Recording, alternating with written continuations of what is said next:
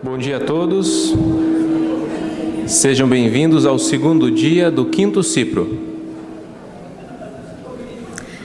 Teremos agora a conferência Abertura Ufológica Brasileira, aqui os UFOs são oficiais. Chamamos o professor Ademar José Gevaer para sua apresentação.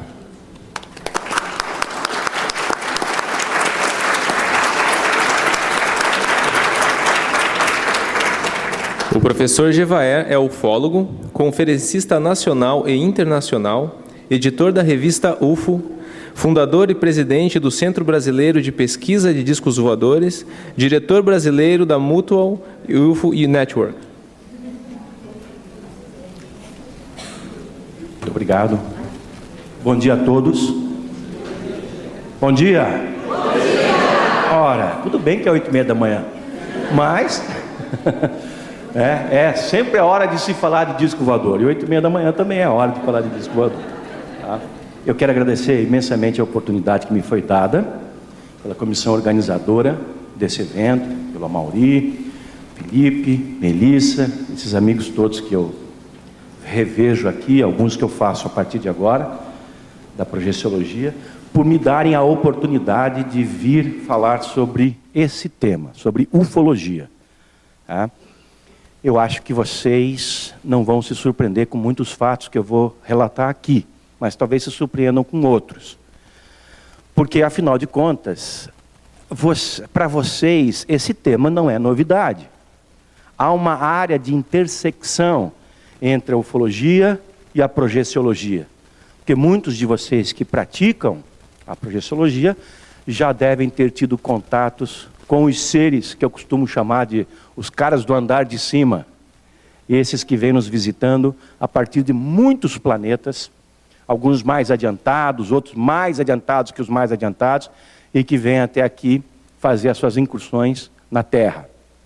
Então, para vocês, talvez, muitas dessas coisas não sejam novidade, devido a essa intersecção e devido a essa possibilidade que tantos de vocês alcançam de poder contatar essas entidades fora do corpo, num processo de projeção. Bem, eu gostaria de dizer a vocês que a ufologia hoje, ela alcançou um estágio diferente na sua forma de ser praticada. Até um tempo atrás, o que mais acontecia era a pesquisa objetiva do fenômeno, que a gente costumava chamar de ufologia científica. Era a pesquisa de campo, era a investigação das ocorrências, dos avistamentos, dos contatos, dos pousos, enfim. Isso sempre aconteceu, isso é importante que aconteça e sempre vai acontecer. A ufologia, fundamentalmente, tem que ter sua base na investigação das ocorrências, no contato com as testemunhas, ir aos locais onde os fatos acontecem e investigá-los lá. É assim que se faz ufologia. Porém, de uma época para cá, alguns começaram até mais cedo, gente como o próprio professor Valdo Vieira, gente como o general Uchoa e outros que já estão nessa senda há muitas décadas. De um tempo para cá, outras pessoas aderiram ao pensamento que esses homens que eu citei já tinham nos anos 50 e 60 e vem crescendo em nosso país, principalmente, talvez devido à própria natureza do brasileiro, um movimento paralelo à ufologia, que é mais aberto, que lida com a questão buscando a sua parte mais íntima. Eu explico melhor. Enquanto a ufologia, entre aspas, dita científica, se preocupa com os fatos mesuráveis, palpáveis, aonde pousou o UFO, qual era o formato da marca, qual era o peso do objeto, quantos olhos tinham os ETs, essa coisa toda. Essa outra linha da ufologia, que na falta de uma determinação melhor, a gente vai chamar de holística, ou mística, ou esotérica, muitos chamam dessa maneira, parte para tentar estabelecer uma conexão, um contato com as entidades que estão por trás do fenômeno, das inteligências que estão por trás do fenômeno. Quer dizer, Enquanto a ufologia científica se preocupa em saber qual era o tamanho do UFO, quantas janelas tinha, a marca que ele deixou no chão e como é que era o ET, esse outro movimento na ufologia quer saber de onde vem aquele ET, como pensa aquele ET, no que nós e eles nos assemelhamos. Somos ligados de uma maneira ou de outra? Temos uma origem comum? Somos parte da mesma coisa?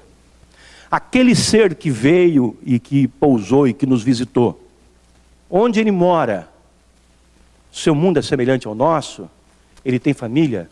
Ele acredita em Deus? Como funciona a sociedade desses seres que nos visitam? Essa é uma grande indagação que nós temos e que buscamos responder.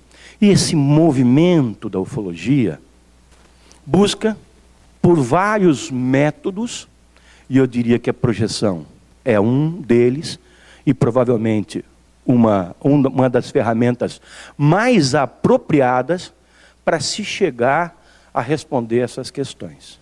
Porque em projeção você pode estar diante dessas entidades e se suprir de informações que o outro segmento ufológico não consegue pelos seus métodos. Então, não que um método seja melhor que o outro, mas os dois se complementam e são interdependentes. E evidentemente não são excludentes. Então é necessário se entender que hoje se pratica uma ufologia mais aberta, com o melhor que há da pesquisa científica do fenômeno, com o que melhor há nesse approach, nessa aproximação do fenômeno por outras vias. Porque é necessário, para se entender na totalidade do fenômeno, ter e saber usar todas as ferramentas que nós pudermos. Só assim nós vamos conseguir uma resposta, se é que vamos, porque parece que o próprio fenômeno se esconde de nós. Essa é uma outra questão. Quando nós parecemos estar mais próximo de uma solução ou de um entendimento, o fenômeno em si muitas vezes muda parte das suas características ou suas características de maneira integral, e assim a gente se afasta de conhecer. É como se eles, as inteligências, esses seres, as inteligências por trás do fenômeno, ainda não quisessem um contato aberto conosco, e assim, quando nós chegamos mais próximos de conhecê-los, eles modificam o seu modus operandi no nosso planeta. Isso tem acontecido ao longo das décadas, e nós temos visto, aqueles que leem nas entrelinhas do fenômeno, têm observado uma mutação. Mas, claro, tudo indica que um dia nós vamos acabar tendo um contato firme, frente a frente, com as entidades por trás do fenômeno, ou seja, com essas civilizações que nos visitam. Para mim, isso é questão de tempo. Eu não tenho elementos aqui, vamos dizer, objetivos, eu não tenho as provas, as evidências para dizer isso, mas eu acredito num contato definitivo da humanidade planetária, da nossa civilização, com outras civilizações, até alguma coisa em meados desse século, até o meio do século, até 2050, 2060, algo assim. Há, inclusive, hoje, uma tendência de grupos dentro da ufologia de considerarem muito seriamente uma predição, vamos dizer assim, feita por Chico Xavier nos anos 80, de que a humanidade estaria diante de uma grande revelação a respeito do que ele chamava de família cósmica, quando desse 50 anos do momento em que o homem chegou à Lua. Isso foi em julho de 1969. Então, em julho de 2019, 50 anos depois, isso dentro do que Chico predisse, Chico Xavier, maior de todos os brasileiros, nós teríamos então, ou estaríamos então diante de uma grande revelação. Vamos aguardar ansiosamente por isso. Chico não costumava errar em nada. Então, é possível que a informação final do significado maior da questão ufológica, da presença desses seres em nosso planeta, se dê antes do que a gente espera, ou pelo menos antes do que eu espero. E é importante que se saiba, desde já, que nós estamos sendo visitados por inúmeras civilizações. Algumas vêm aqui regularmente, outras vieram no passado e depois se desinteressaram, ou tomaram outros rumos. Outras começaram a aparecer aqui apenas recentemente. E é evidente que quanto mais origens e mais distintas elas são, também são distintos e numerosos os objetivos dessas sociedades planetárias que nos visitam.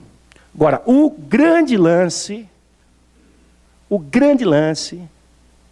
da ufologia, e que passa batido para muito ufólogo, e eu tenho tentado botar isso na cabeça deles, é que venham de onde vierem esses seres, e eles estão vindo de todas as partes. O curioso é que quando nós os vemos, quando as naves pousam, os seres saem, eles são observados em algum lugar, sabe como eles são descritos pelas testemunhas? Como tendo 2 pernas, um tronco, 2 braços, um cotovelo no meio de cada braço. E não 2, que seria melhor para dançar, por exemplo, né? Um pescoço, uma cabeça, 2 olhos, 2 ouvidos, um nariz, uma boca. Precisamente formato humano. Pô, peraí. Isso não pode ser coincidência. Que eles venham de tantos mundos diferentes e tenham precisamente o formato humano. Alguns são tão parecidos conosco que se entrasse e se sentasse nesse auditório aqui, provavelmente ninguém ia dizer alguma coisa diferente. Pô, aquele cara ali não é daqui, hein? Se bem que tem alguns aqui que eu estou vendo que parece que não são daqui também. Sempre tem. Tá? Então, é óbvio que nós e eles temos alguma coisa em comum. É como se a humanidade não tivesse crescido só no planeta Terra. É como se alguém, alguma força, alguma energia, tivesse semeado vida humana por muitos e muitos planetas, jogado as sementes por muitos e muitos planetas. Em alguns planetas, a semente germinou, os frutos vingaram, civilizações surgiram. Em alguns casos mais rapidamente, em outros casos mais lentamente. Há civilizações muito mais avançadas que a terrestre, em diversos graus de avanço. E civilizações mais atrasadas do que nós. Deve haver até civilização onde os caras estão comendo picanha crua, porque não descobriram o fogo. Enquanto há outros planetas onde os caras têm máquinas fabulosas, chamados de discos voadores, que nada mais são do que veículos, que servem para levar coisas e pessoas de um ponto ao outro. Discos voadores, naves, que não estão vindo da Terra porque a Terra é linda e maravilhosa, mas porque estão explorando o universo, como nós fazemos. Nesse exato momento que nós estamos conversando aqui, existem máquinas fazendo buraco na Lua, máquinas fazendo buraco em Marte, máquinas tirando fotografia dos anéis de Saturno, máquinas tirando fotografia dos satélites de Júpiter, máquinas pousando em asteroides. Por quê? Nós sentimos a necessidade de ir lá fora para ver o que há lá. E um dia nós vamos ter máquinas avançadas o suficiente para ir a outros planetas, com segurança, com eficiência, com rapidez. Nós seremos os extraterrestres de outras civilizações que um dia visitaremos. Então isso tudo é muito simples. Pensar na existência de discos voadores chega a ser até banal. Seria muito esquisito se não existissem discos voadores. Porque ia implicar no fato de não haver nenhuma outra sociedade que tenha evoluído mais que nós, que tenha surgido mais do que nós no plano da criação, seja ela divina ou de qualquer outra natureza, alcançado tecnologia para vir até aqui. Bem, tudo isso dito, o que eu quero agora falar a vocês é sobre como o país em que vivemos trata essa questão. Amigos, esse fenômeno se manifesta na Terra desde os seus primórdios. Porque, evidentemente, essas civilizações mais avançadas que nos visitam já eram avançadas desde quando nós éramos muito atrasados. Há muitos séculos, alguns milênios atrás. Mas, por alguma razão, a partir dos anos 40, final dos anos 40, começo dos anos 50, essas civilizações passaram a se mostrar mais abertamente para nós. E eu poderia fazer uma palestra exclusivamente sobre isso, porque diz respeito à preocupação que elas desenvolveram com o nosso processo bélico. O aumento na incidência das visitas extraterrestres ocorreu justamente quando nós inventamos um aparato de destruição em massa chamado bomba atômica. que foi só um princípio de tudo, porque logo depois nós iniciamos a bomba de fusão. A fusão é caracterizada pela união dos núcleos de átomos menores para dar átomos maiores, tá? Liberando uma quantidade espantosa de energia. Por que que esses seres passaram a se preocupar mais conosco quando nós desenvolvemos essa bomba, que é diferente de qualquer outra? Há quem diga, estudiosos bem mais avançados, que a bomba atômica ou de fusão, que também é atômica, é o único instrumento capaz de matar, inclusive, a alma. A alma. Quando nós desenvolvemos esse mecanismo de destruição em massa, os UFOs chegaram de vez aqui. E isso foi no final dos anos 40, começo dos anos 50. Por quê? A energia nuclear é a energia que move o universo.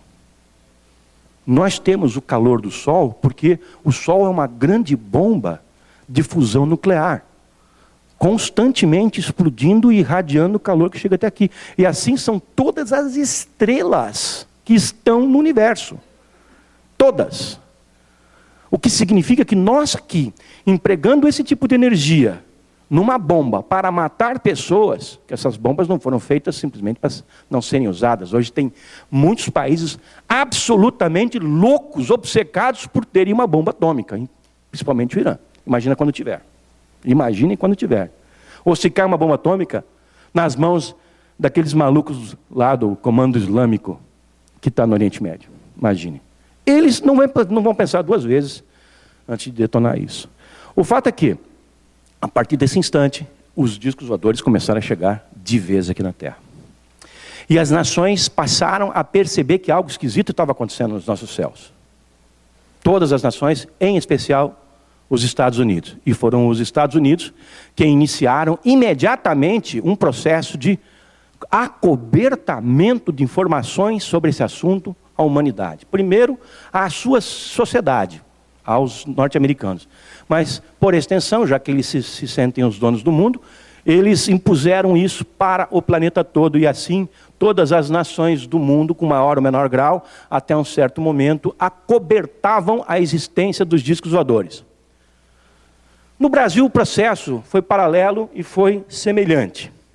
Só que, enquanto algumas nações ainda omitiam essa questão, a sociedade, já nos anos 50, quando os discos voadores já eram constantemente vistos em todos os cantos, no Brasil, nós iniciamos um processo de pesquisa desse fenômeno, de maneira oficial, por parte do governo brasileiro. E isso talvez poucos de vocês saibam, porque a sociedade brasileira não tem ideia de que o governo brasileiro reconhece a questão ufológica desde há muito tempo, como séria. Os nossos militares, em especial da aeronáutica, são pessoas que têm uma noção clara da existência desse fenômeno. E quando eu falo fenômeno, eu quero me referir a tudo que diga respeito aos discos voadores, a toda a manifestação dessas naves em nosso planeta.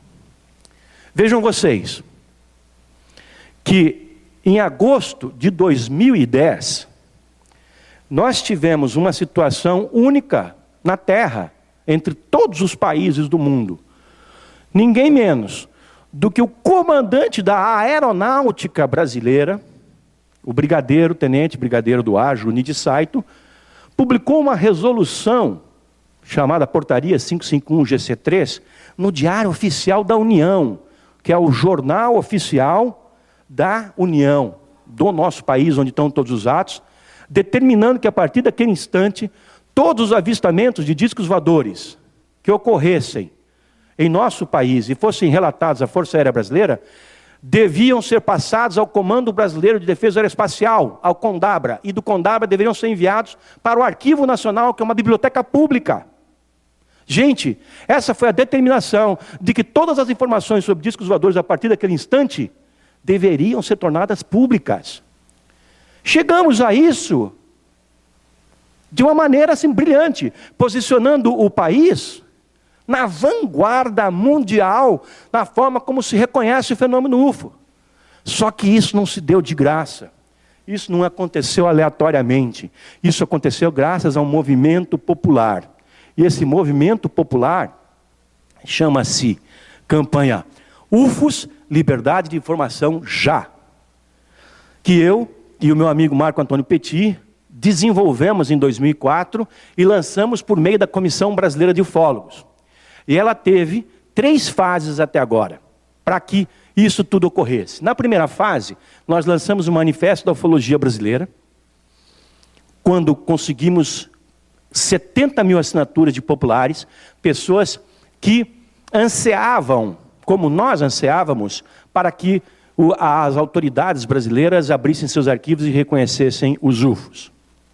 Levando, anos depois, aquela resolução oficial publicada no Diário Oficial da União. Em 2007, nós lançamos o dossiê UFO Brasil, que reforçava a iniciativa anterior.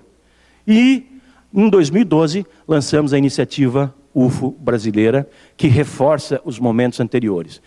Então, a campanha que nós iniciamos em 2004, chamada UFOS, Liberdade de Informação Já, ela pretendeu pedir ao governo que abrisse a discussão sobre os discos voadores de maneira oficial, que estabelecesse um canal de comunicação com os ufólogos e, evidentemente, com as Forças Armadas. E isso tudo vem ocorrendo de uma maneira que hoje nós podemos nos orgulhar do país que temos, pelo menos nesse aspecto. Depois de tanto batermos na tecla, a Comissão Brasileira de Ufólogos, que é um grupo hoje de 15 pessoas, de diversos centros de pesquisas e independentes, conseguiu fazer com que o governo abrisse 4.400, mas em agosto passado nós tivemos mais umas 400 páginas liberadas, quer dizer, perto de 5.000 páginas de documentos oficiais do governo brasileiro, registrando a pesquisa que os militares brasileiros fizeram dos discos voadores, foram liberadas e estão ao alcance de qualquer pessoa no Arquivo Nacional em Brasília, ou no site da revista UFO, ufo.com.br. Tá? A estratégia do governo de liberar foi por décadas. O governo inicialmente liberou os anos 50, passados uns meses os anos 60, passados os meses 70, 80, 90. Estamos na fase da liberação dos documentos dos anos 2000 e 2010. E o governo já admite que liberou praticamente tudo, ou diz que liberou praticamente tudo, e a gente evidentemente não acredita, porque ninguém é ingênuo para achar que até mesmo os segredos mais importantes da ufologia serão liberados dessa maneira. Mas vamos chegar lá, tá? Agora, para que vocês tenham ideia de como o Brasil se relaciona com esse fenômeno faz tanto tempo, em 1954, na Escola Superior de Guerra, no Rio de Janeiro, tivemos a primeira iniciativa de pesquisa oficial dos discos voadores no país, que foi o primeiro inquérito oficial sobre OVNIs, que chegou a essa conclusão. E nós estamos falando de algo que aconteceu há 60 anos atrás. Imaginem vocês, enquanto os Estados Unidos estavam escondendo essa questão da população, nós já declarávamos que o fenômeno UFO é real, exige atenção e será conduzido com seriedade pelas autoridades brasileiras. Isso foi determinado assim pelos militares daquela época. Logo depois, ou pelo menos alguns anos depois, em março de 1969, no 4º Comando Aéreo Regional de São Paulo, foi estabelecido o Sistema de Investigação de Objetos Aéreos Não Identificados. Uma estrutura enorme que tinha como objetivo realizar investigações seríssimas sobre discos voadores em todo o território brasileiro. Toda a estrutura da Força Aérea estava engajada nesse processo de investigação do fenômeno. Imagine, em 1969, nos Estados Unidos se estabeleceu o projeto Blue Book, o livro azul, que tinha como objetivo afundar perante a opinião pública a questão dos discos voadores. E aqui, ao contrário, embora não de forma completamente aberta, mas não era secreto, era apenas reservado, nós tínhamos uma entidade de pesquisa desse assunto fundamentada no princípio de que os discos voadores são legitimamente reais, existem, vêm de fora da Terra e precisam ser investigados. Imaginem que dentro dessa abertura que o governo brasileiro fez, surgiram muitos documentos produzidos pelo CIOANI, pelo Sistema de Investigação, que atestam como os UFOs foram pesquisados no Brasil e que resultados foram obtidos. São páginas e mais páginas de documento que tem, inclusive, desenhos de objetos voadores não identificados pousados em diversas circunstâncias. E até mesmo com tripulantes.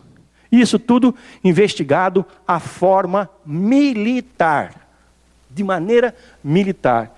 Esses documentos, graças à campanha dos ufólogos brasileiros, estão liberados. E nós hoje podemos ter conhecimento de seu conteúdo. Vejam alguns desenhos que foram produzidos pelos militares, porque as fotos ainda não foram liberadas, das naves que eles investigaram em diversas circunstâncias do nosso país. Inclusive naves pousadas no interior de São Paulo, no solo. Esse material está liberado. Agora, para que nós tivéssemos isso tudo acontecendo hoje, e aquela resolução ter sido publicada no Diário Oficial, eu vou explicar para vocês em que se fundamentou a campanha UFOS Liberdade de Informação Já. Nós sabíamos que não adiantava chegar ao governo e falar, nós queremos que vocês abram seus arquivos agora, já. Nós não íamos ser atendidos, muito menos íamos ser ouvidos. Era importante que nós estabelecêssemos uma estratégia. E o desenho dessa campanha se baseou em obter informações concretas sobre 3 casos da ufologia brasileira que tivessem inequivocamente, comprovadamente, a ação de militares. E assim nós escolhemos a Operação Prato, que é dos anos 77, dos anos 70, em 1977, a Noite Oficial dos UFOs no Brasil, que é de 1986, e o caso Varginha, que é de 1996. Como os 3 casos que nós pedíamos ao governo que liberassem o que tinha. Por quê? Nesses 3 casos, havia, como eu falei, comprovadamente a participação de militares brasileiros. Se nós recebêssemos do governo a seguinte resposta: nós não sabemos nada do caso Varginha, nós temos aqui esse documento que prova que o Exército participou das operações de captura de um ET assim, assim, assado. Mas nós não sabemos nada da Operação Prato. Não, nós temos esses documentos aqui que vazaram, que provam que vocês conduziram a Operação Prato naquela época. Então o governo não tinha como escapar, porque nós tínhamos a prova de que havia envolvimento governamental. E havendo o envolvimento governamental, era evidente que esses casos estavam nessa esfera em nosso país e havia documentação maior, mais numerosa sobre isso, para nós requisitarmos. E foi o que fez. Essa era a estratégia da campanha. A Operação Prato, falando rapidamente, porque só isso aqui dá uma palestra de 10 horas. A Operação Prato foi uma missão militar conduzida numa área da Amazônia, centralizada na ilha de Colares, que fica a uns 100 quilômetros de Belém, que visou pesquisar luzes que eram avistadas e que inclusive atacavam pessoas naquela região, que eram chamadas de luzes vampiras ou chupa-chupa.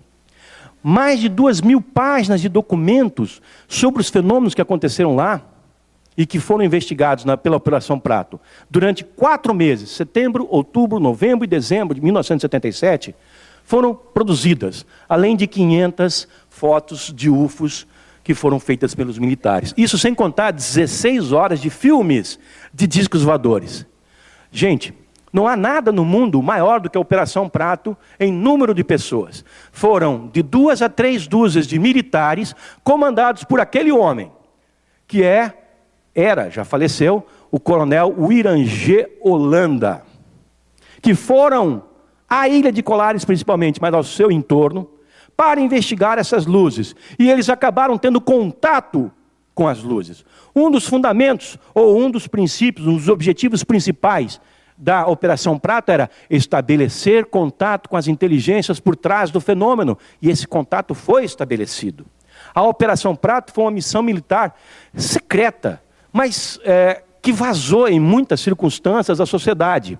E resultou numa grande quantidade de documentos. Das mais de 2.000 páginas produzidas, o governo liberou aproximadamente 400, que mostram, inclusive, os mapas de UFOs, de locais que os UFOs sobrevoavam na ilha de Colares e nos seus arredores.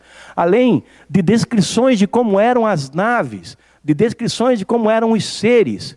Tudo isso aí foi liberado. Havia naves em formato clássico do disco voador, havia naves em formato de delta, e esse era o tal do chupa-chupa, o fenômeno que atacava pessoas. Mais de 1000 foram atacadas, levando a 4 óbitos.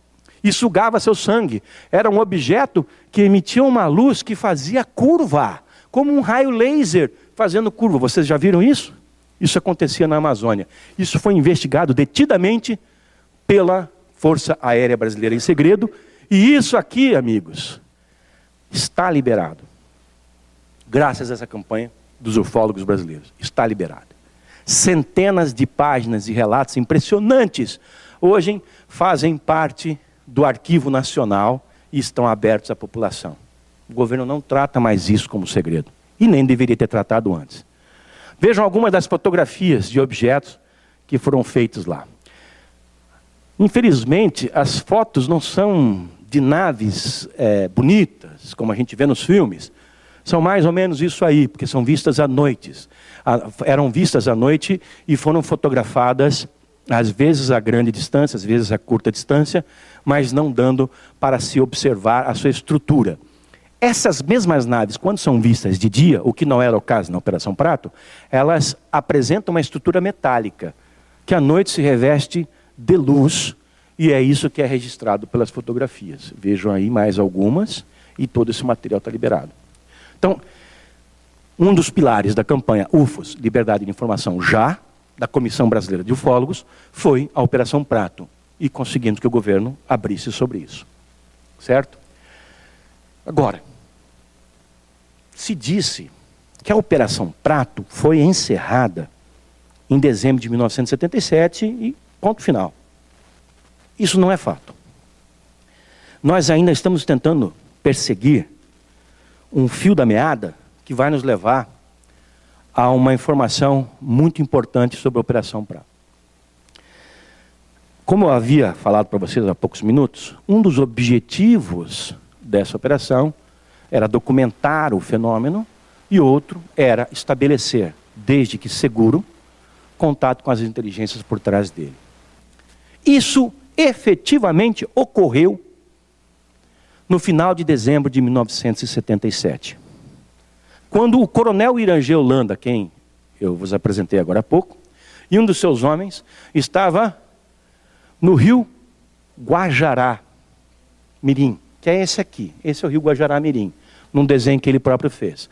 A ilha de Colares tem, de um lado, o rio Amazonas, na sua quase foz, e do outro lado, é uma ilha bem grande, o rio Guajará Mirim. E estava o Irangê Holanda com um dos seus homens, num barco de alumínio, numa missão ali, e já voltando para o acampamento onde ficavam os militares do outro lado da ilha, quando eles viram um objeto cilíndrico de 100 metros de comprimento, maior do que um Boeing, cilíndrico, um tubo metálico, encostar do outro lado do rio, próximo da margem. E da parte superior desse objeto, abriu-se uma porta por onde saiu um ser extraterrestre a 100 metros de altura, que veio descendo, flutuando, descendo, flutuando, descendo, flutuando, descendo, flutuando, até chegar a ficar frente a frente com os dois militares estarrecidos, como diz a Dilma, estarrecidos. Estou estarrecida. Sabemos que está mesmo, né? Os dois militares, esses sim estarrecidos de verdade, diante dessa criatura que tinha essa característica. Já havia sido vista nesses formatos de naves anteriores. Não houve comunicação oral, nem gesticulada, e nem mesmo telepática. E a criatura então voltou para dentro da nave, flutuando no ar, e a nave se elevou e foi embora. O Irangê Holanda tinha a obrigação de, sempre que acontecia alguma coisa relevante dentro da Operação Prato, voltar à cidade e revelar os fatos, prestando um relatório ao seu superior, que era o brigadeiro Protásio de Oliveira, o comandante do 1º Comar em Belém. Nessa ocasião ele foi a jato para a cidade de Belém para falar: brigadeiro, tivemos um contato com as inteligências por trás do fenômeno. E o brigadeiro, que era um apaixonado pelo assunto, e era um grande conhecedor, um homem que hoje é nome de rua no interior do Pará, ele ficou também, entre aspas, estarrecido. Não se esperava que fosse se conseguir esse contato, embora o contato fosse um dos pressupostos da Operação Prato, era um dos objetivos, mas ninguém acreditava que isso pudesse acontecer, e aconteceu. E por ter sido tomado de surpresa, o brigadeiro consultou Brasília e consultou naturalmente os norte-americanos, que já estavam rondando a Operação Prato, e foi determinado o encerramento dela. E o brigadeiro mandou que o Irangê Holanda voltasse para a cidade, trouxesse seus homens, seus equipamentos, seus materiais, e entregasse todos os documentos, todas as fotos, todos os filmes, tudo mais. Mas isso não é verdade. A Operação Prato, de fato, não acabou. O que acabou foi essa fase da Operação Prato, que era de certo conhecimento da sociedade. Isso tudo foi apagado. E teve início uma outra operação no lugar, mais secreta, para se determinar, estabelecer um canal de comunicação com aqueles seres que estavam se manifestando lá, com comando de militares norte-americanos, que naquela época, nos anos 70, mandavam em toda a América Latina.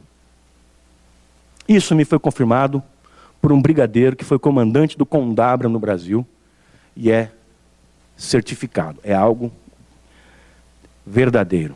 Infelizmente, nós não temos hoje, ou não tivemos até agora pelo menos, mas continuamos perseguindo, informações sobre essa segunda fase da Operação Prato. Mas não vamos desistir. Nós acreditamos que muita coisa vai surgir daí, embora esse é um ponto mais nevrálgico da pesquisa militar dos UFOs no Brasil. Bem, vamos passar ao segundo caso, sobre o qual nós alicerçamos a campanha UFOs Liberdade de Informação já. E esse caso é o que nós conhecemos como Noite Oficial dos UFOs no Brasil. É oficial porque, na ocasião, vários militares se envolveram no episódio. O episódio que foi caracterizado durante uma noite pelo aparecimento de 21 UFOs de 100 metros de diâmetro. 100 metros de diâmetro sobre a região sudeste, detectados por radar, inclusive por radares de bordo de aeronaves e por todo o sistema de defesa aérea e controle de tráfego aéreo do Brasil. E essas 21 bolas, essas 21 esferas, foram perseguidas por caças a jato da Força Aérea Brasileira durante mais de 2 horas. E isso tudo, apesar de ter ocorrido nos anos 80, em maio de 86, foi admitido pelo brigadeiro da aeronáutica, Otávio Moreira Lima, aquele homem do meio. E uma das testemunhas era ninguém menos do que Osiris Silva. No processo de investigação deste caso, eu cheguei a entrevistar até mesmo o brigadeiro Sócrates Monteiro, que foi um ministro da aeronáutica na ocasião, e era um comandante das Forças Armadas que estava a cargo da revelação oficial dos fatos da sociedade. Por isso que nós chamamos tudo isso de Noite Oficial dos UFOs do Brasil. Pois bem, na ocasião em que ela aconteceu, no dia seguinte, aqueles militares compuseram uma conferência de imprensa e colocaram todos os pilotos dos caças que perseguiram os UFOs e os controladores de tráfego aéreo, os seus comandantes, etc. e tal, para responder perguntas da imprensa. Algo inédito no Brasil. Só no Brasil essas coisas acontecem, né? Realmente não dá para entender o porquê certas outras coisas acontecem como a de domingo passado. Enquanto há tantos anos atrás a gente tinha essa liberdade, a gente tinha essa coisa. Não dá para entender esse país. O fato é que foi prometido nessa conferência de imprensa que o governo iria entregar à sociedade um relatório de tudo que aconteceu naquela noite. Só que esse relatório, infelizmente, nunca apareceu. Porém, dentro do processo de abertura ufológica da campanha UFOs, Liberdade de Informação já, esse relatório surgiu. Esse relatório de ocorrência do Ministério da Aeronáutica foi assinado pelo brigadeiro José Pessoa Cavalcante de Albuquerque. E na sua conclusão é dito isso, que este comando é do parecer de que os fenômenos, os objetos, os 21 objetos de 100 metros de diâmetro, tamanho de uma quadra urbana, são sólidos e refletem certa forma de inteligência pela capacidade de acompanhar e manter a distância dos observadores, como também de voar informação. É o equivalente a dizer, eram UFOs materiais, inteligentemente tripulados, comandados, pilotados. Isso apareceu num documento liberado pela Força Aérea Brasileira dentro da nossa campanha. Não é pouca coisa, amigos. Isso é algo extremamente sério. É mais um dos passos que foram estabelecidos pela Força Aérea Brasileira para se tratar o assunto com mais transparência. Aliás, uma transparência como não se vê em muitos lugares do mundo. Aqui nós vemos. Imaginem vocês fenômenos sólidos que refletem certa forma de inteligência. 7 caças a jato perseguiram esses fenômenos. 21 esferas de 100 metros de diâmetro cada. Esse material está liberado e à disposição de vocês no Arquivo Nacional, à disposição de toda a sociedade. E também no site da revista UFO, ufo.com.br. E por fim, o terceiro caso que alicerçamos, que usamos como alicerce na nossa campanha pela liberdade de informações ufológicas, é o caso Varginha. Não há ninguém aqui que não tenha ouvido falar do caso Varginha. Todo mundo sabe. Inclusive, acabei de fazer amizade com uma pessoa aqui que é de Varginha e que é mais uma a atestar que tudo isso aconteceu. Gente, o caso Varginha é outro episódio da ufologia nacional sobre o qual a gente podia falar 10 horas seguidas. Há livros, há trabalhos muito importantes, muito interessantes sobre o caso Varginha. O caso Varginha é, na minha opinião, o caso mais importante da ufologia mundial. Vocês também ouviram falar do caso Roswell, e os dois são caracterizados pela queda de uma nave. O caso Roswell aconteceu nos Estados Unidos em 1947. Varginha aconteceu em Minas Gerais, em 1996, terra do pão de queijo e da cachaça.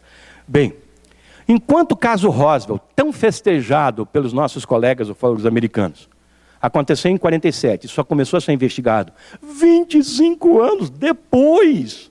O caso Varginha aconteceu em 96, já na era da informática, da tecnologia, do celular, e começou a ser investigado horas depois. E dentro da primeira e da segunda semana de investigação do caso Varginha, nós já tínhamos mais de 30, 40 ufólogos trabalhando. Você lembra disso, Mauri? Você não estava ativo naquela época, trabalhando na investigação desse fato. O Mauri foi ufólogo.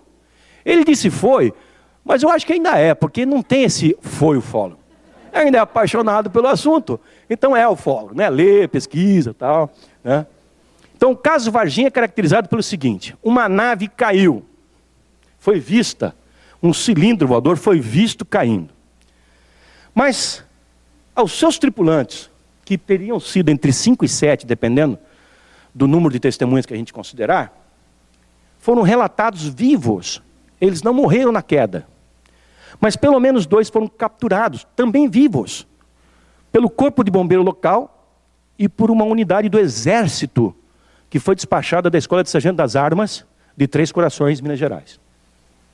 Dentro desse episódio todo, a primeira captura aconteceu na manhã do dia seguinte à queda do UFO. Na verdade, o UFO caiu às 4 horas da manhã do dia 20 de janeiro de 1996, um sábado.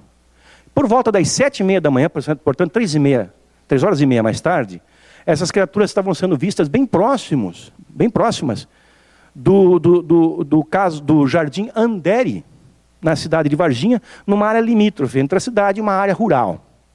E foram vistas por dezenas de testemunhas. Logo, às 10h30 da manhã, com toda a eficiência do Corpo de Bombeiros brasileiro, 3 horas mais tarde, depois de chamado, chegou lá uma corporação, uma tropinha do Corpo de Bombeiros com o Exército e fez a primeira captura, na frente de dezenas de pessoas. E depois eles negaram isso. Que coisa curiosa, né? Na frente de dezenas de pessoas, o primeiro ser foi capturado e o outro escapou. Inclusive, há a descrição de como essa criatura foi colocada dentro de uma caixa de madeira e colocado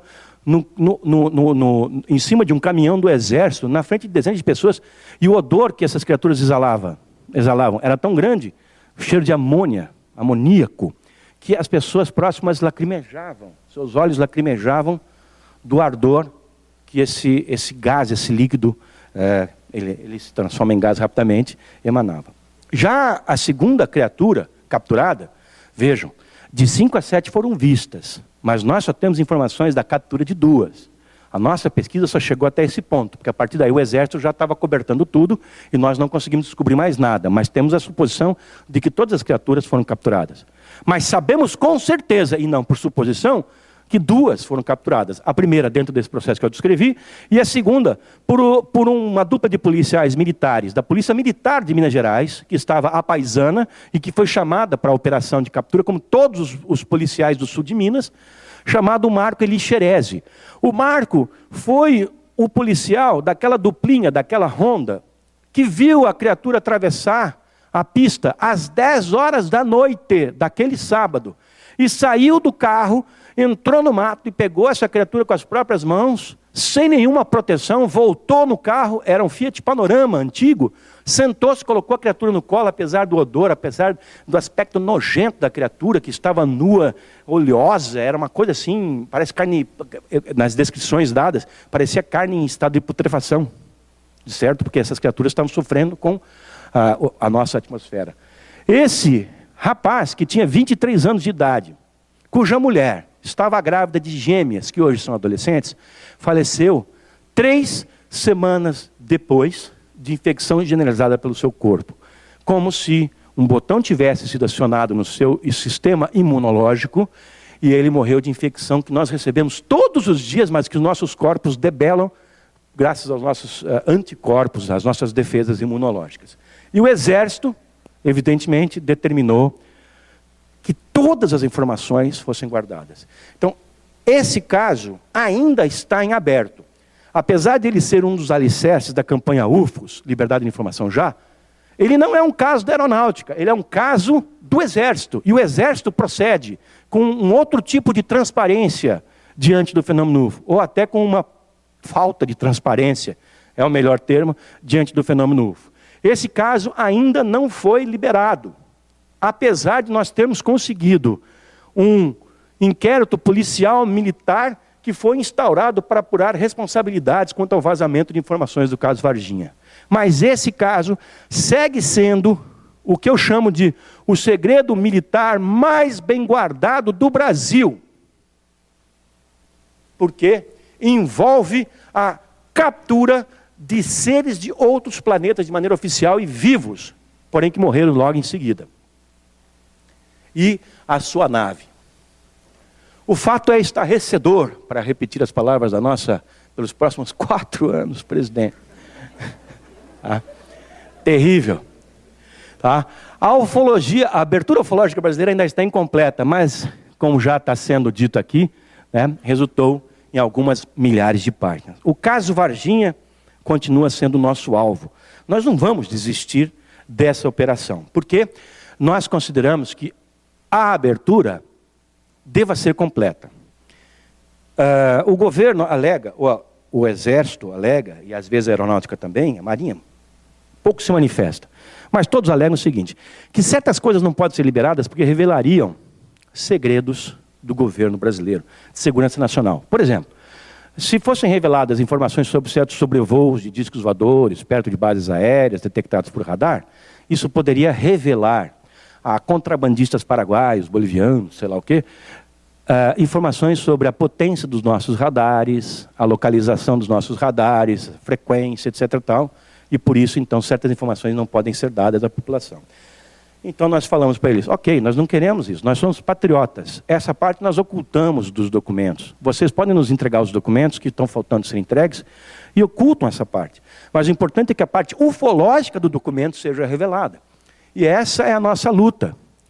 O fato é que, nesses anos todos, desde 2004, portanto há 10 anos, quando nós começamos essa campanha, nós achávamos que nunca ia ocorrer uma abertura ufológica no Brasil. Nunca a gente ia conseguir fazer com que esses documentos fossem liberados. E hoje, no entanto, nós somos um exemplo para o mundo. Em vários outros países, os ufólogos tentam fazer o mesmo que nós fizemos aqui. Uma campanha popular que levou à liberação de hoje quase 5.000 páginas de documentos oficiais do governo brasileiro que registram pesquisas ufológicas. Agora, amigos, isso também ocorreu graças, e nós temos que ser bem sinceros e mostrar isso, ao apoio de alguns militares muito importantes no processo de democratização do Brasil. Gente que era da época da ditadura e que viveu bem, fez a transição para a democracia e ocupou em ambas as situações, com muita dignidade, cargos importantes do meio militar brasileiro. Esse é o brigadeiro José Carlos Pereira, que disse simplesmente isso, e ele foi o comandante do Condabra, não é pouca coisa. Ele falou que todos os arquivos secretos devem ser abertos. Claro, quem lê nas entrelinhas já entendeu. Se todos devem ser abertos, e vários já haviam sido abertos, é porque os que haviam sido abertos não eram todos. Então, todos devem ser abertos. O fenômeno UFO não põe em risco a segurança nacional, ele deve ser de conhecimento de toda a sociedade, não apenas assunto de preocupação dos ufólogos. Faltou um D ali. Ou seja, ele falou que a sociedade tem que se engajar no processo de investigação desse fenômeno. Porque o que pode ser mais importante para cada um de nós, individualmente, e para todos nós coletivamente nesse planeta, do que ter a noção concreta, a informação sólida de que nós estamos sendo visitados por outras formas de vida, de que nós não somos sós no universo, de que existem muitas civilizações por aí, e que todas elas têm entre si uma ligação. Parece que somos todos seres humanos. Uma fração desta humanidade que está por todo o universo, está aqui no planeta Terra. Precisamos conhecer as nossas outras frações. Precisamos conhecer os nossos primos, os nossos irmãos cósmicos. Como dizia Chico Xavier, a nossa família cósmica. Tá? Foi ele quem estabeleceu o registro de ocorrências ufológicas através de um formulário próprio que hoje é entregue aos pilotos que têm contato com os discos voadores. Outro militar que deu também forte apoio à nossa campanha de pesquisa ufológica é o brigadeiro Ateneu Zambuja. Ambos estão aposentados. E ele diz que a investigação do fenômeno UFO deve ser de responsabilidade dos pesquisadores civis. Passou a bola para nós. Mas é obrigação da Força Aérea Brasileira apoiá-los nessa tarefa e o faremos. Estamos cobrando. Em abril, a convite do Ministério da Defesa, como resultado da Carta de Foz do Iguaçu, que nós emitimos num congresso que fizemos aqui em 2012, e que repetimos em 2013, que vamos repetir daqui 3 semanas, nós fomos convidados pelo Ministério da Defesa para ir a Brasília, nos reunirmos, nós, ufólogos da Comissão Brasileira, com os comandos das Forças Armadas. E lá pedimos exatamente isso. Cadê o apoio que a Força Aérea Brasileira ofereceu? Queremos ele. Na forma do estabelecimento de uma conexão mais sólida e um suporte mais consistente para que os civis possam investigar esse fenômeno com mais propriedade. E outro homem que nos deu muito apoio, o ex-ministro da Aeronáutica, Sócrates Monteiro, disse que os militares brasileiros vêm monitorando a ação de UFOs há décadas. Sua tecnologia é imensamente mais avançada do que a nossa e sua ação deve ser de conhecimento da nação. Vejam vocês, esses são alguns exemplos.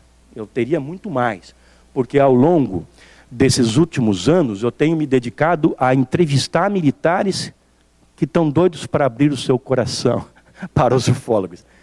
Isso não só no Brasil. Eu tenho andado por países da América Latina inteira, entrevistado comandantes de operações de investigação ufológica oficial em seus países. O sigilo ainda permanece? Claro. O que foi aberto para nós até agora, essas 5.000 páginas, são a pontinha do iceberg. Aquilo que está para fora d'água. Mas nós somos gulosos. Nós queremos o iceberg inteiro. Ah, mas não cabe no seu caminhão. Tudo bem, eu faço um monte de viagens. Mas eu quero levar para casa, para a sociedade brasileira, todo o material que a Força Aérea Brasileira coletou sobre discos voadores até hoje. Eles dizem que não tem mais nada, mas nós achamos que tem. E isso, gente, já vem sido feito por vários países que têm processos semelhantes de abertura. Todos esses aqui. Somente aqui, no nosso continente, há 5 países que investigam oficialmente os discos voadores. O Uruguai, desde 1979. O Chile, desde 1997. O Equador e o Peru, desde 2002. E a Argentina, desde 2010. Ontem eu dei uma entrevista aqui, quando eu falei isso, o repórter falou, o quê? Nós estamos perdendo até para os irmãos? Estamos perdendo para os irmãos. Os irmãos têm uma entidade de pesquisas ufológicas desde 2010, e nós aqui queremos o mesmo.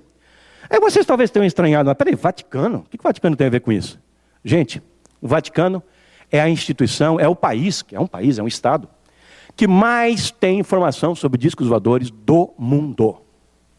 Porque há 5 décadas, o Vaticano, a Santa Sé, está espalhada pelo mundo através dos seus párocos, dos seus missionários, em todos os cantos do planeta. E se na Espanha do século XVIII, ou no Alto Xingu, em 1920, ou no México, ou na Argentina, décadas ou séculos atrás, alguém visse um UFO, a quem que ia relatar? Para o padre local, para o pároco local. E é o Vaticano quem tem dado mostras excepcionais de abertura quanto ao assunto. O Observatório Astronômico do Vaticano, eles têm um, que é comandado hoje pelo Guy Consolmano. Tem entre os seus oficiais homens que têm dado declarações espetaculares sobre discos voadores. Há poucos anos atrás, o jesuíta argentino de Rosário, José Gabriel Funes, que é PhD em sistemas estelares binários, que era o diretor do Observatório Astronômico, falou simplesmente o seguinte: um homem que se sentava à mesa do Papa anterior e passou a bola para outro cientista, religioso, mas cientista do Vaticano, que se senta à mesa do Papa Francisco. Não são só religiosos, são homens da alta hierarquia da igreja. José Gabriel Funes, esse jesuíta rosarino, daqui de Rosário, falou o seguinte: é óbvio que existem discos voadores e seres extraterrestres. Não aceitar a existência de espécies mais avançadas no universo é menosprezar a capacidade criativa de Deus. Isso foi dito por um homem da igreja que se sentava à mesa para jantar com o Papa. Acham que isso foi por acaso? Ele acordou alegrinho naquele dia e falou: oba, vou falar um negócio bacana para o pessoal aí. Negativo, isso tudo é planejado. O Vaticano tem dado essas aberturas, por quê? Porque o Vaticano é a instituição que está à frente de muita coisa e que sabe, assim como os Estados Unidos, que está vindo uma revelação aí de grandes proporções. Como é que os Estados Unidos, por exemplo, estão revertendo a sua posição de negar os discos voadores ao longo de tantas décadas? Porque eles não podem admitir que sabem que os discos voadores existem, porque há 6 décadas eles mentem dizendo que não sabem e que não existem. Hoje, a indústria cinematográfica, que está ligada à indústria bancária, que está ligada à indústria de todo tipo, ibérica, etc. e tal, e ao próprio governo americano, está tudo lá na parte da mesma teia. A indústria cinematográfica, Hollywood, as redes de televisão, etc. e tal, tem uma campanha explícita de dar a conhecer à sociedade que os discos voadores existem, que os extraterrestres são bonzinhos.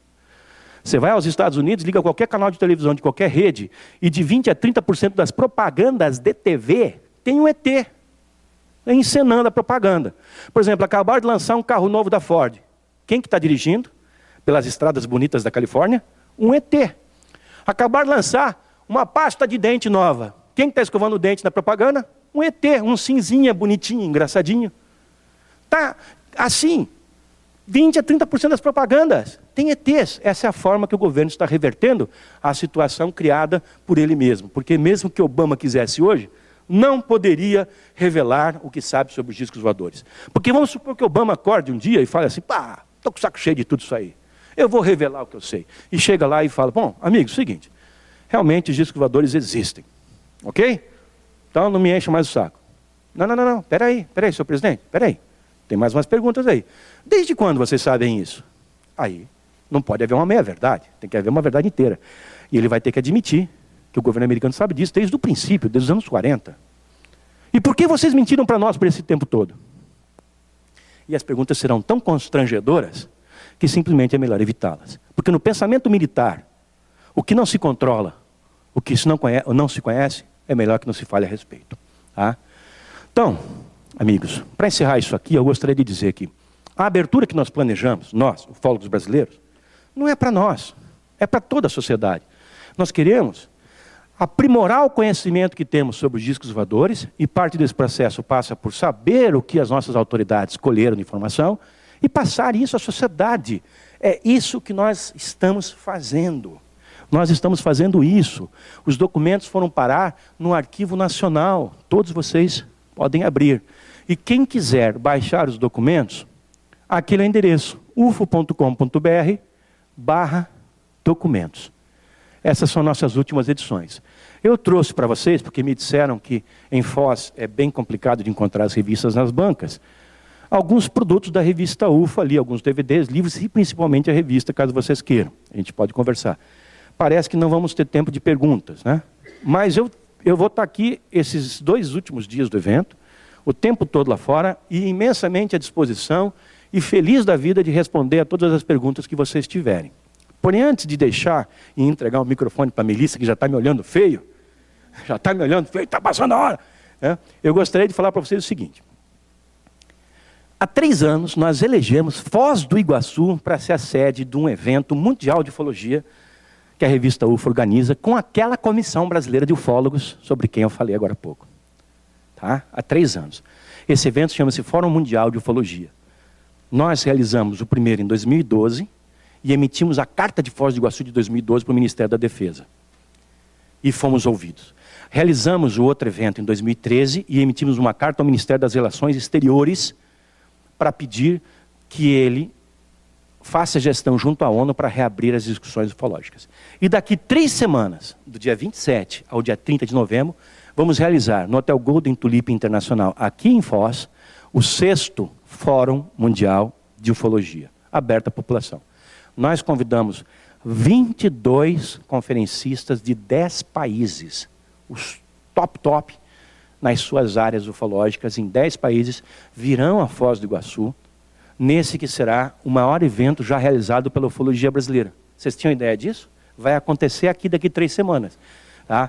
Nós deixamos aí em cima de cada uma das cadeiras um folheto com uma ficha de inscrição. Obrigado. É esse aqui. O evento, o Fórum Mundial de Ufologia, nós chamamos de UFOS. Tá? Vocês podem se inscrever e entregar o folheto ali em cima da minha mesa. E eu recomendo àqueles que morem aqui ou que possam participar, que participem, porque esse vai ser um evento grandioso sobre o assunto. E sobre isso... a Melissa pediu para lembrar que eu estou do lado da livraria, tá, do IPC. Tá? E para que vocês se motivem a participar disso, eu gostaria de passar um trailer do nosso evento. Preparem-se para se arrepiar. Dá para apagar um pouquinho as luzes?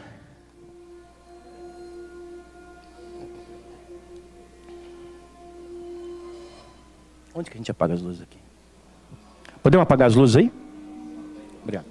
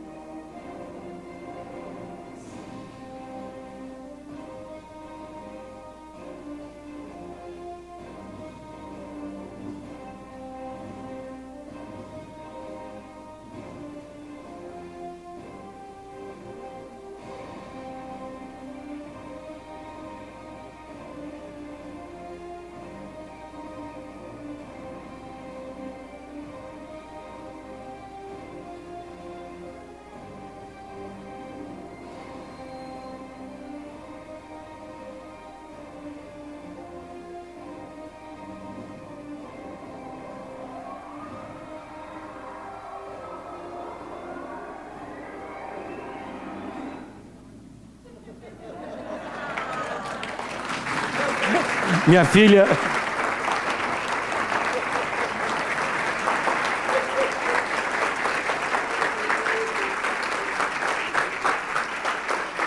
Muito obrigado pela oportunidade que vocês me deram de vir falar sobre esse assunto aqui. Eu posso abusar? Me dá mais 3 minutos? 5 minutos? Posso? Sabe por quê? Nós temos um fenômeno acontecendo no Brasil que se chamam agroglifos. Aquelas figuras nas plantações.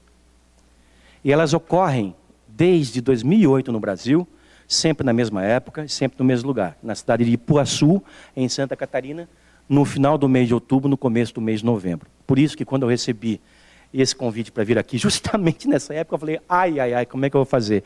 Porque quando as figuras surgem lá, eu tenho que ir para lá investigar, porque são mensagens extraterrestres deixadas nos trigais. Tá?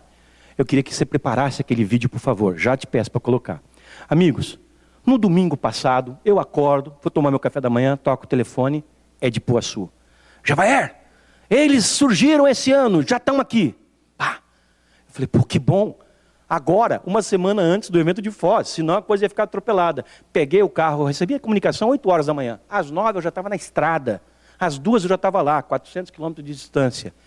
Infelizmente eu cheguei e uma das 2 figuras já havia sido destruída. Mas a outra figura estava intacta. E eu tive a oportunidade de investigar e filmar com um drone da revista UFO a segunda figura de vários ângulos. E eu fiz isso agora. Então, são só mais 4 minutinhos que eu quero mostrar para vocês o resultado dessa filmagem. Garanto que vocês vão gostar bastante. Vamos lá?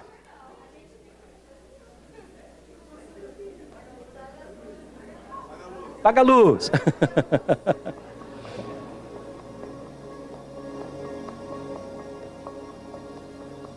Obrigado, Ju.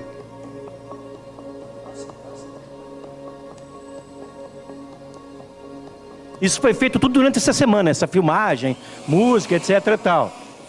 Porque a investigação foi super fast, super rápida. Foi no dia da eleição, eu nem votei. Também para quê, né?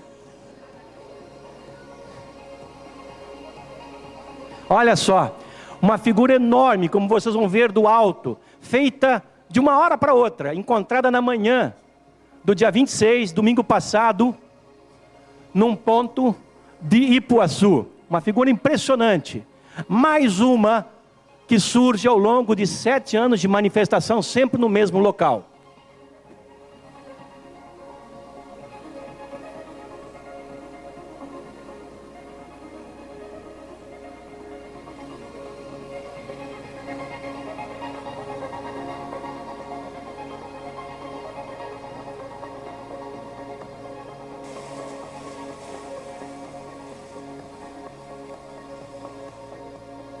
Eu caminhei por quase 1 hora fazendo as medições dentro desse ciclo, mas eu não conseguia ter ideia do formato da figura toda, de tão grande. Tem mais de 150 metros de comprimento, os pontos principais têm mais de 100 metros de diâmetro e eles se interseccionam. Foi somente quando eu joguei o drone a 600 metros de altura que eu pude ter uma ideia do formato dessa impressionante figura, que por 7 anos seguidos surge no oeste de Santa Catarina, só lá, em toda a América do Sul, em todo o Brasil, em nenhum outro ponto, somente lá. Obviamente, alguma forma de inteligência, deixando para nós um sinal da mesma maneira como deixava nos anos 80 e 90 na Inglaterra.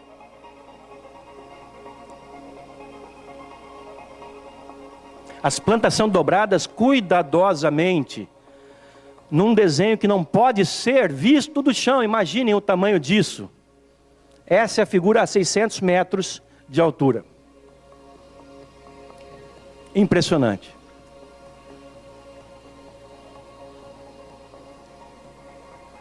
Vejam o tamanho dos carros que estão lá na estradinha. Aquele preto é uma Duster que tem 4,30 metros de comprimento. Imaginem então o tamanho da figura.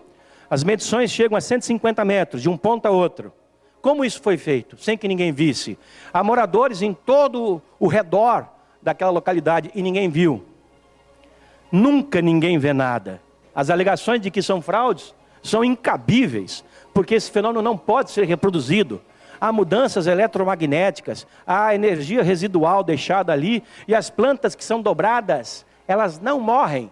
E você sabe que se pegar um caule de trigo e dobrar, você mata a planta. Nesse caso não, a planta continua crescendo rente ao solo e ela não morre. Mas se você tentar desdobrar, você aí então mata a planta. Há alterações químicas, há alterações genéticas. As sementes das plantas que foram atingidas, que foram dobradas, quando experimentadas em laboratório, germinaram mais rapidamente e com mais vigor. O que nós sabemos sobre essas figuras são legítimas, são reais, não tem dúvida. 2, elas são feitas com inteligência, há uma razão, há uma intenção em fazê-las. É um sinal para nós. 3, não são produzidas por seres humanos, por mãos humanas. Por definição, são produzidas por não humanos. Nós chamamos de mensagens cósmicas extraterrestres. Não temos outra forma de entender isso. Melissa está perguntando por que os fazendeiros destroem. Porque eles ficam irritados, alguns deles, disso acontecer em suas propriedades, porque estraga e as pessoas vão lá visitar. E alguns, por exemplo, no ano passado, no ano retrasado, alguns agroglifos surgiram em terras de pessoas evangélicas que acharam que isso era uma maldição do demônio. Então passaram a máquina e destruíram tudo. Infelizmente, isso tem acontecido. Mas esse ciclo aqui, quando eu cheguei às 2 da tarde em Ipuaçu, depois de 400 quilômetros, ainda estava intacto. Eu filmei imediatamente tudo. E algumas horas depois o proprietário mandou destruir esse também. E hoje não há mais nada lá, infelizmente, que nós possamos investigar. Simplesmente foi tudo perdido. Então, muito obrigado por me darem mais esses 5 minutos. E, gente, obrigado. É uma alegria muito grande estar aqui com vocês. Mais uma vez, agradeço imensamente a vocês por me darem essa oportunidade. Obrigado.